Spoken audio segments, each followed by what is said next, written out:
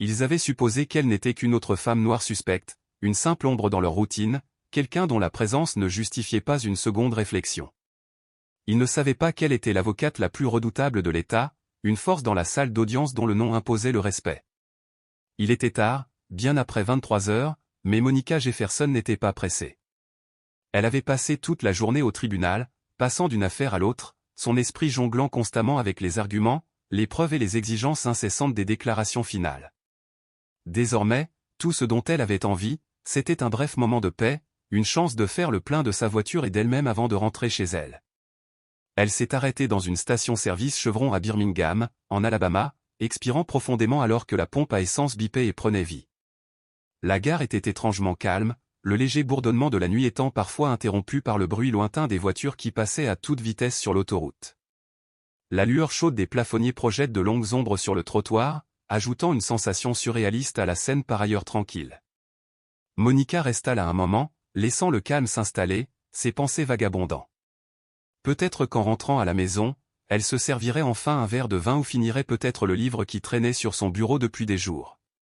Elle a attrapé le tuyau de gaz, son esprit à des kilomètres de là, quand le bruit d'une portière de voiture qui claque la ramène à la réalité. 2 agents venaient de s'arrêter à côté de son véhicule, le sergent Greg Matzon, le plus âgé, grand avec de larges épaules, dégageant un air d'autorité, et l'agent Kyle Barker, le plus jeune, plus anxieux, dont les yeux passaient nerveusement de son partenaire à Monica. Les 2 hommes échangèrent des regards, et elle pouvait déjà sentir le poids de leurs regards, le même dont elle avait été témoin à maintes reprises au tribunal. C'était ce regard, le genre qui n'avait pas besoin de mots pour faire une supposition sur qui elle était ou à quelle place elle appartenait. « Madame » appela Matzon, ses pas fermes alors qu'il s'approchait d'elle. « Nous allons avoir besoin de pièces d'identité. » Les doigts de Monica se figèrent sur la pompe et elle leva les yeux vers les policiers. Elle avait déjà compris où cela la menait.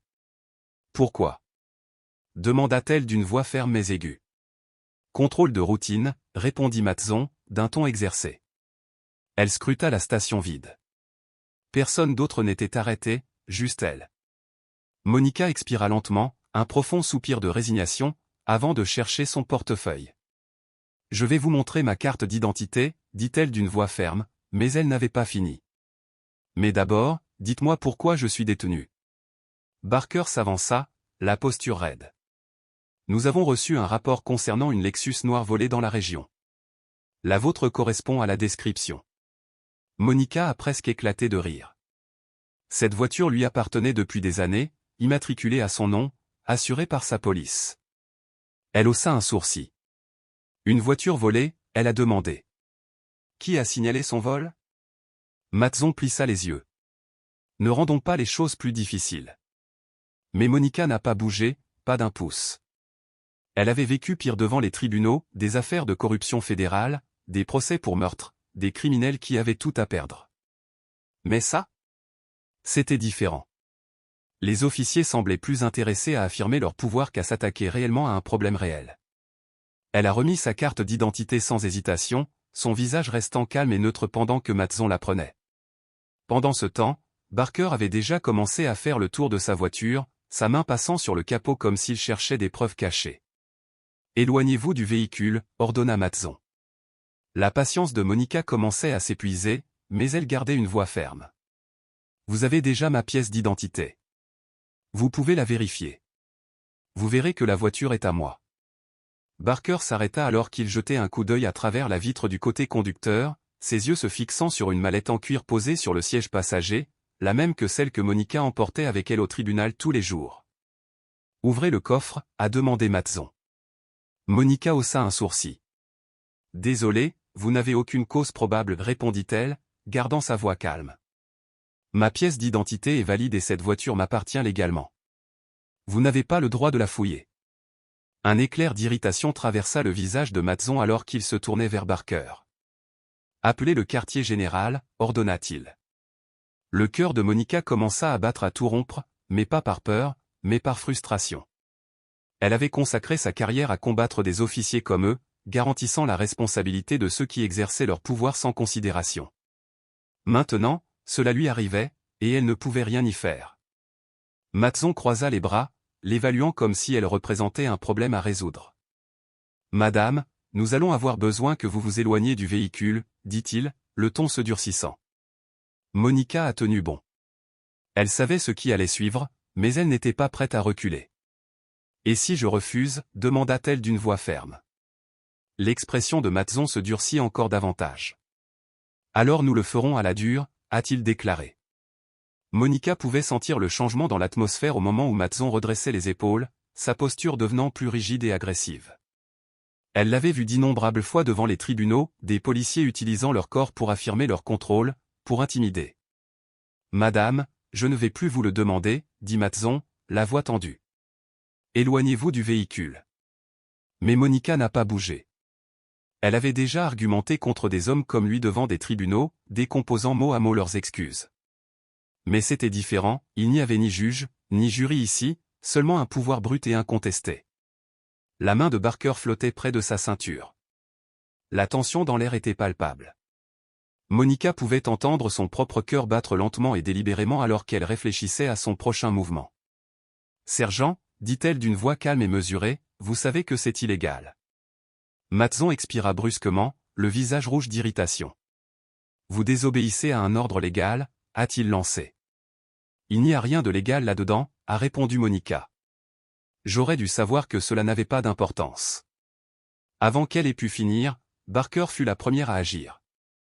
Sa main jaillit, attrapant son poignet avec force, signalant qu'il ne s'agissait plus d'un contrôle de routine, mais d'une question de contrôle. Avant que Monica ne puisse réagir, Matson attrapa son autre bras, les tordant tous les deux dans son dos. Elle ne pouvait pas y croire. « Arrête de résister » a crié Barker, même si Monica ne résistait pas du tout. Il devait faire croire qu'elle l'était. L'acier froid des menottes se referma autour de ses poignets avec un clic aigu et résonnant. « Vous êtes en état d'arrestation pour non-respect d'un ordre » a déclaré Matson, la voix fière de l'autorité qu'il croyait détenir. La mâchoire de Monica se serra alors que le poids de la situation s'imposait sur elle. Elle avait déjà tout vu, c'était un comportement classique. Aggraver la situation, trafiquer le suspect, justifier le recours à la force. Tout était tellement prévisible. Ils l'ont retourné et l'ont poussé contre le côté de la voiture. Monica sentit la texture rugueuse du gant de Barker se presser contre son épaule. « Avez-vous quelque chose que je devrais savoir ?» demanda Barker en commençant à fouiller ses poches avec une lenteur exagérée. Monica regarda devant elle, sans broncher. « Vérifiez le sac » ordonna Matson. Barker l'a arraché du siège passager et l'a ouvert. À l'intérieur, il y avait son portefeuille, ses clés et son insigne de cour. Mais ensuite, il fit une pause. Matson jeta un coup d'œil au contenu, ses yeux tombant sur l'étui en cuir. Il l'ouvrit, révélant la pièce d'identité officielle de Monica délivrée par le bureau du procureur général. Le sceau d'or scintillait sous les lumières fluorescentes. Pendant un moment, le silence resta dans l'air. Puis le visage de Matson a perdu toute couleur. « Nous faisons une grosse erreur » a déclaré Monica, sa voix calme mais tranchante. Matson cligna des yeux, incrédule. Barker bougea nerveusement, jetant un coup d'œil à son supérieur. « Sergent, que faisons-nous » demanda-t-il d'une voix incertaine. Matson hésita, son esprit s'emballant. Il venait de réaliser l'énormité de ce qu'ils avaient fait. Ils avaient arrêté la femme même chargée de superviser l'enquête sur le profilage racial de leur département et maintenant, ils étaient piégés. Enlevez les menottes, marmonna Matson dans sa barbe. Mais Barker ne bougeait pas. « J'ai dit d'enlever ces foutues menottes, répéta Matson, le ton tendu. Avec hésitation, Barker s'exécuta, le métal raclant contre le métal alors qu'il déverrouillait les menottes. Monica frotta ses poignets endoloris, les observant attentivement. Matson se força à sourire. C'était un malentendu, a-t-il déclaré, essayant de récupérer le peu de contrôle qui lui restait. Mais Monica ne souriait pas. Elle récupéra lentement sa carte d'identité et la remit dans la poche de sa veste. Oui, dit-elle, son regard fixé sur lui. Ça l'était. Mais les malentendus n'impliquent pas les menottes, et ce n'est pas fini. Elle se tenait là, les poignets douloureux à cause des menottes, son regard inébranlable tandis que les deux hommes devant elle sentaient le poids de leur erreur peser sur eux. Matson ressemblait à un homme qui venait de tomber d'une falaise sans s'en rendre compte. Barker, plus jeune et encore inexpérimenté, s'agitait nerveusement, ses doigts tremblants à ses côtés. Matson essaya de paraître maître de lui. Cela ne doit mener nulle part, a-t-il déclaré, la voix hésitante. Passons à autre chose. Monica laissa les mots flotter dans l'air. Vas-y, dit-elle doucement, mais ces mots étaient lourds. Elle a passé sa carrière à se battre pour ceux qui n'ont jamais eu la chance de partir, ceux dont la vie a été bouleversée par des officiers qui les considéraient non pas comme des individus, mais comme des problèmes à résoudre. Monica inspira profondément, le moment pressant sur elle. Ils m'ont détenu sans motif, dit-elle d'une voix ferme mais aiguë. Ils m'ont menotté, ont fouillé ma voiture illégalement, et maintenant ils veulent faire comme si de rien n'était. Matson déglutit difficilement. Nous ne savions pas qui vous étiez, marmonna-t-il. Monica plissa les yeux, sa voix froide comme la glace. Et si je n'étais pas le procureur général, aurions-nous cette conversation en ce moment? Où serais-je assis à l'arrière de votre voiture de patrouille? Il n'y a eu aucune réponse. Seulement le silence. Barker leva finalement le regard, un air d'incertitude assombrissant ses traits. Écoutez, nous faisions juste notre travail, marmonna-t-il. Monica se moqua, le son débordant de dédain. Cette excuse usée, fatiguée et totalement peu convaincante. Elle s'approcha, baissant la voix juste assez pour qu'il l'entende. Pensez-vous vraiment que cela s'arrête là? Pensez-vous que juste parce qu'ils m'ont enlevé les menottes, tout est soudainement oublié? Ces paroles pesaient lourd dans l'air, comme si chacune d'entre elles portait le poids d'un jugement imminent. Elle fit une pause, les yeux plissés. Dis-moi, depuis combien de temps es-tu dans la police? Barker hésita, sa voix incertaine. 5 ans.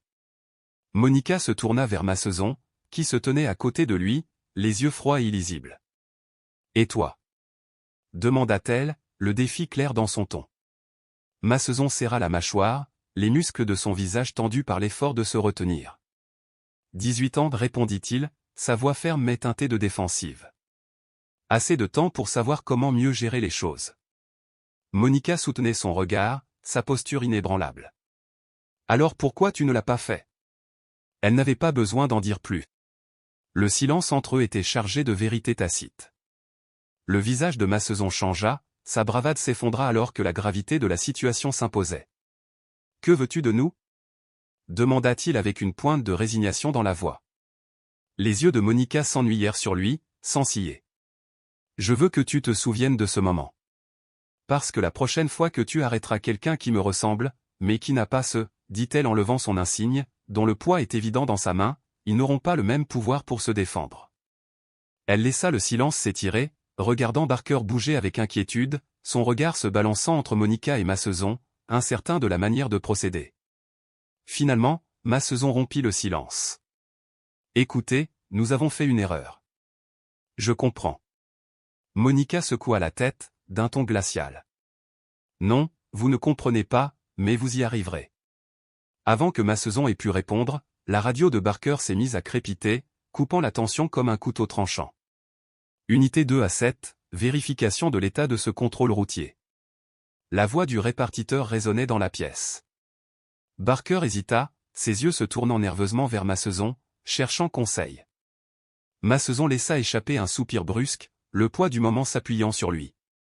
Dites-leur que tout est en ordre, dit-il d'une voix résignée. Barker hésita juste un instant de trop, la culpabilité pesant lourdement sur lui avant d'appuyer finalement sur le bouton. Unité 2 à 7. Tout est en ordre. Monica hocha la tête, son visage se durcissant. Bien. Maintenant, je vous suggère de rentrer tous les deux chez vous et de réfléchir très attentivement à ce qui vient de se passer. Elle se tourna vers sa voiture, ses mouvements étaient délibérés, mais avant de pouvoir ouvrir la portière, une prise de conscience sembla frapper Masson. De quel département avez-vous dit que vous veniez? Demanda-t-il prudemment, sa voix empreinte de suspicion. Les lèvres de Monica s'étirèrent en un sourire, mais il était dépourvu de chaleur. Je n'ai pas dit, répondit-elle froidement. Elle se glissa sur son siège, claqua la porte et démarra le moteur. Alors qu'elle s'éloignait, elle n'avait pas besoin de jeter un coup d'œil dans le rétroviseur pour savoir qu'ils étaient toujours là, leur monde rétrécissant à la suite de leur erreur. Le cauchemar ne faisait que commencer pour eux. Ils venaient d'arrêter injustement la femme qui menait l'enquête dans leur propre département, et les conséquences seraient lourdes. Le lendemain matin, Monica était assise à son bureau, la pile de dossiers devant et lui rappelant durement le travail qui l'attendait. L'ironie ne lui a pas échappé. Depuis des mois, elle examinait les plaintes contre des agents de la police de Birmingham, chacune remplie de noms de personnes qui avaient été lésées ou humiliées, arrêtées ou pire à cause des agents mêmes auxquels elle était désormais confrontée. Désormais, son propre nom serait ajouté à la liste. Un coup frappé à la porte interrompit sa rêverie et son assistante, Clara Rodriguez, passa la tête. « Ils sont arrivés », dit-elle. Monica poussa un long soupir. « Laissez-les entrer. » La porte s'ouvrit plus grande et le chef de la police, Walter Grayson, entra, le visage tendu par la tension. Derrière lui, l'enquêteur des affaires intérieures Samuel Owens le suivait, portant un dossier en carton sous le bras. Ils ne perdirent pas de temps en plaisanterie. Grayson s'éclaircit la gorge.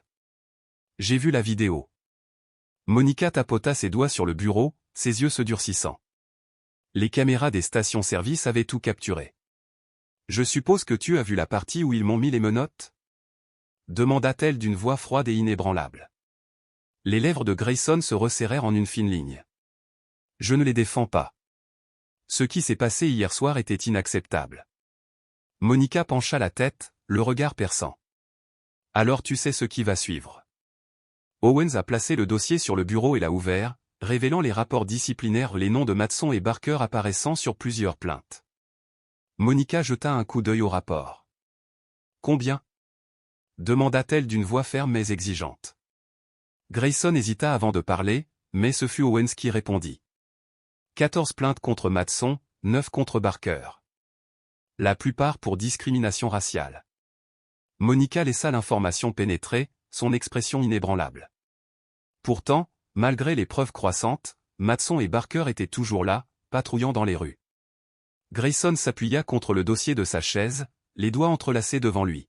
« Vous savez, quand j'ai commencé à enquêter sur ce département, j'avais une théorie, » commença-t-il, la voix douce mais teintée de regret. « Je pensais que le problème était systémique, les dirigeants fermaient les yeux. Mais après hier soir, j'ai réalisé autre chose. » Monica haussa un sourcil, le mettant au défi de continuer. « Que as-tu réalisé ?» Les yeux de Grayson clignotèrent. Le problème n'est pas seulement le système. C'est que des agents comme Matson et Barker se croient intouchables. Le regard de Monica resta fixe. Et c'est exactement pourquoi ils doivent partir. Grayson bougea inconfortablement sur son siège. « Je les mets tous les deux en congé administratif, » a-t-il déclaré, mais Monica l'a interrompu. « Ce n'est pas suffisant. » Les yeux de Grayson s'écarquillèrent et sa voix hésita. « Que veux-tu de plus ?» Monica se pencha en avant, sa voix ferme et inébranlable. « Je veux qu'il soit viré. » Le visage de Grayson se crispa. « Monica, sais-tu à quel point il est difficile de licencier un dirigeant bénéficiant des protections syndicales? Même avec la vidéo, la procédure d'appel pourrait prendre des mois. » La réponse de Monica a été immédiate et vive. « Alors veillons à ce qu'il n'ait pas la possibilité de faire appel. » Grayson expira, passant une main sur son visage avec frustration. « Vous me demandez de les jeter au loup. » L'expression de Monica est restée inchangée. « Non, je vous demande de les tenir pour responsables. » Owens bougea sur sa chaise, plissant les yeux. « Si nous les accusons, le ministère sera sous surveillance. Il est déjà en difficulté. » Monica rit amèrement. « Vous vous inquiétez pour l'image du département? J'ai été humilié, menotté et détenu illégalement par 2 agents ayant des antécédents de mauvaise conduite. Si vous pensez que je vais laisser tomber ça, alors vous ne me connaissez pas du tout. » La pièce devint silencieuse. Grayson expira finalement. « Quel poste recommandez-vous » Monica n'a pas hésité. Détention illégale, mauvaise conduite, abus de pouvoir. Les épaules de Grayson s'affaissèrent de résignation. Je savais qu'il n'y avait aucun moyen de contourner ce problème. « D'accord, » dit Owens avec un soupir. « Je vais préparer la documentation. » Monica se leva, sa voix résolue. « Et encore une chose. » Grayson et Owens levèrent tous les deux les yeux, attendant ses prochains mots. « Je veux une conférence de presse, » a déclaré Monica. Le front de Grayson se plissa. « Es-tu sûr de ça ?» Les yeux de Monica s'assombrirent. « J'en ai marre de gérer les choses en silence. Le public mérite de savoir qui le protège réellement. Parce que si Matson et Barker ont pu me faire ça, une femme avec du pouvoir et de l'influence, qu'ont-ils fait à des gens qui n'ont pas de voix? Il ne s'agissait pas seulement de justice, Il s'agissait de garantir que cela ne se reproduise plus. Au moment où l'agent Barker a fait le tour de la voiture, tout a dégénéré. Monica, sans méfiance, a été rapidement saisie, retenue et menottée. Puis vint le moment charnière où leurs visages changèrent d'incrédulité à la vue de son insigne. C'était comme s'il voulait que la vidéo de surveillance s'attarde un peu plus longtemps, permettant ainsi au poids de ce qui venait de se passer de s'imprégner. Les actions des policiers semblaient découler d'une logique insaisissable, mais leurs véritables intentions restaient floues. Interrogé, la réponse du manager a été sans ambiguïté. Non, monsieur, dit-il. Ils l'ont fait parce qu'ils le voulaient. Masson bougea sur son siège tandis que Barker restait stoïquement silencieux, la tête baissée. Lorsque Barker a été appelé à témoigner, un sentiment d'hésitation était palpable. Il jeta un coup d'œil nerveux à Masson, puis se dirigea à contre-cœur vers la barre des témoins.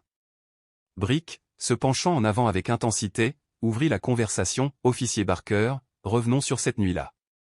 Barker, racontant les détails, a fait part de ses soupçons. Il y a eu un rapport faisant état d'un véhicule volé correspondant à la description, a-t-il déclaré, la voix tremblante. Brick haussa un sourcil, l'incitant à confirmer le rapport, mais Barker hésita. Non, non, balbutia-t-il. Brick a saisi l'occasion et s'est demandé, donc, il n'y avait aucune véritable raison de soupçonner? Barker remua avec inquiétude sur son siège. Nous voulions juste nous en assurer, marmonna-t-il, ces mots à peine audibles. Il a cherché à justifier ses actions en soulignant le besoin de certitude. La justification? Une intuition, dépourvue de preuves ou de causes probables. Brick, implacable, pressa encore plus. À quel moment avez-vous réalisé que vous aviez arrêté le procureur général de l'État? Le visage de Barker devint cramoisi. Après avoir vérifié sa carte d'identité, murmura-t-il, et elle était toujours menottée. Il y eut une longue et inconfortable pause. Oui, a-t-il finalement admis. L'avocat de Masson s'y est opposé, mais le mal était déjà fait. Lorsque ce fut au tour de Monica de témoigner, elle s'exprima avec une clarté et une force inébranlables. J'ai consacré ma carrière à garantir que les gens soient traités équitablement en vertu de la loi, a-t-elle déclaré, sa voix résonnant dans la salle d'audience. Mais ces officiers m'ont traité d'abord comme un criminel, et ensuite comme un citoyen. La seule raison pour laquelle je suis ici aujourd'hui, et non pas derrière les barreaux, c'est à cause de mon titre. Et cela, franchement, devrait terrifier tout le monde dans cette salle. Ces mots flottaient dans l'air, lourds de sens. Le visage de Masson restait inexpressif, mais Barker semblait diminuer, comme s'il réalisait trop tard l'ampleur de ses actes. Brick se tourna vers le jury, d'une voix ferme, la loi est claire. Ces hommes ont abusé de leur pouvoir. Il est temps de les tenir responsables. Pour la première fois de leur carrière, Masson et Barker n'étaient plus aux commandes. Le verdict est tombé rapidement, plus vite que prévu. Monica resta immobile tandis que le président du jury se levait, s'éclaircissait la gorge et rendait le jugement. Nous, le jury, déclarons les accusés coupables de toutes les accusations. Un murmure parcourut la salle d'audience. Les journalistes griffonnaient furieusement dans leurs cahiers. Les épaules de Masson se tendirent alors que son masque d'indifférence se brisa, tandis que Barker laissa échapper un souffle tremblant, fixant la table comme s'il souhaitait disparaître. Le marteau du juge résonna dans la pièce. La condamnation sera fixée à une date ultérieure. Ce tribunal est ajourné. Au moment où le juge est sorti, la salle d'audience a éclaté. Des flashs illuminaient la salle et les journalistes se précipitaient pour poser leurs questions, leurs voix se chevauchant précipitamment. Mademoiselle Jefferson, pensez-vous que justice a été rendue? Pensez-vous que cette affaire créera un précédent? Que diriez-vous à ceux qui défendent ces officiers? Monica, sans broncher, s'est approchée des microphones avec le même air calme qu'elle avait affiché depuis le moment où elle a été menottée. Laissez-moi être claire, dit-elle d'une voix ferme et ferme. Il n'a jamais été question de vengeance. Il s'agissait d'une question de responsabilité. Elle fit une pause, scrutant la mer de caméra avant de continuer. Cette affaire est importante car elle démontre quelque chose que nous savions déjà, lorsque le système fonctionne, les mauvais flics ne s'en sortent pas sans conséquences. Mais il ne faut pas un procès, une frénésie médiatique ou une accusation appropriée pour rendre justice, a-t-elle ajouté, ses paroles résonnant profondément auprès de toutes les personnes présentes. Le poids de sa déclaration restait dans l'air. Le sergent Masson et l'agent Barker pensaient pouvoir agir sans conséquence. Cette croyance a été brisée aujourd'hui. Le regard de Monica balaya une fois de plus les caméras, son message tacite mais clair, s'il y en a d'autres qui portent un badge et pensent de la même manière, que cela leur serve d'avertissement. Sur ce, elle recula, permettant au prochain barrage de questions de tomber dans l'oreille d'un sourd. Justice a été rendue, mais son travail est loin d'être terminé. Masson et Barker ont été dépouillés de leurs insignes. Barker, pour son rôle relativement mineur, a reçu une probation et des travaux d'intérêt général. Masson, dont les antécédents de mauvaise conduite sont longs, a été condamné à 2 ans de prison fédérale. Pour la première fois de sa vie, il se retrouverait de l'autre côté de la loi. Pourtant, malgré la victoire, Monica ressentait un vide intérieur. Une semaine plus tard, elle était assise dans son bureau, regardant par la fenêtre, observant la ville continuer à avancer. Pour chaque cas comme celui-ci, se dit-elle, combien d'autres restent ignorés? Combien de personnes ont été arrêtées, fouillées, arrêtées, humiliées et n'ont jamais eu la chance de se défendre? Sa main flottait sur un nouveau dossier sur son bureau, une nouvelle plainte, un autre nom à ajouter à la liste. Avec une profonde expiration, elle l'ouvrit. Parce que la justice n'est pas un instant, c'est un combat. Et je n'ai pas encore fini de me battre. Ce qui est arrivé à Monica n'est que trop courant, mais ce qui a rendu cette affaire différente, c'est le pouvoir qu'elle possédait, un pouvoir que la plupart des victimes n'obtiennent jamais. S'il n'y avait eu qu'une autre femme noire dans cette station-service sans badge, sans influence, essayant juste de rentrer chez elle, ces policiers se seraient-ils excusés? L'auraient-ils laissé partir? Ou auraient-ils justifié leurs actions, la laissant face à la dure réalité d'être transformée en une autre statistique, juste une autre victime du système? Cette histoire ne concerne pas seulement 2 mauvais flics qui perdent leur emploi. Il s'agit d'un système défaillant qui permet à des officiers comme eux de gravir les échelons sans conséquence. Alors demandez-vous, combien y en a-t-il d'autres? Et combien en faudra-t-il pour qu'un véritable changement se produise? Si vous croyez en la responsabilité, si vous pensez que la justice ne devrait pas dépendre du statut, partagez cette histoire. Plus les gens le verront, plus il sera difficile de l'ignorer. Et si ce n'est pas déjà fait, abonnez-vous pour plus d'histoires qui remettent en question le système et exigent la vérité. Le combat n'est pas terminé, pas encore.